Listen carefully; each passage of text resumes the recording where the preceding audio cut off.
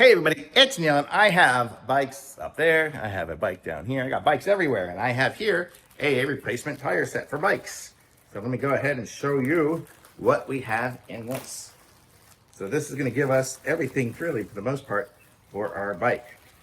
So we have two of the wheels. It looks like they are on here with straps. Let me see. Okay, got it open. And so here we are. We have a road bike tire.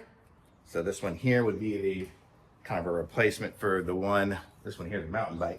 I guess I don't know if you can put this on here, but it's a replacement for this one here, for my road bike up here.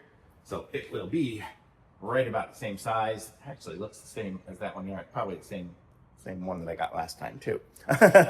So that's it there. So it's a replacement. We have our replacement tire, which is easy to put on.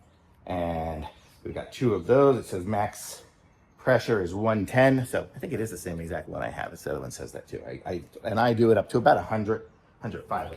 So you have two of those tires. We have a little patch kit. If you've used these, it's good for a pinch. This here, it looks like this is handlebar tape, maybe something like that on that. And then we have two tubes. So we have two 725, 28.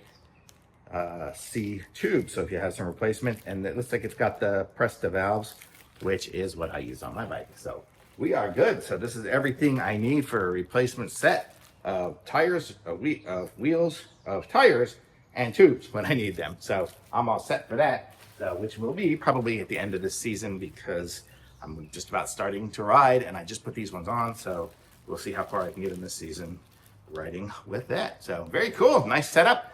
And totally nice. It looks like it's going to be great quality. I'm going to say these ones here on the inside, they're really good. It looks like they've got the fibers running through them, so theirs are going to be solid. Good tires. So awesome. Thumbs up.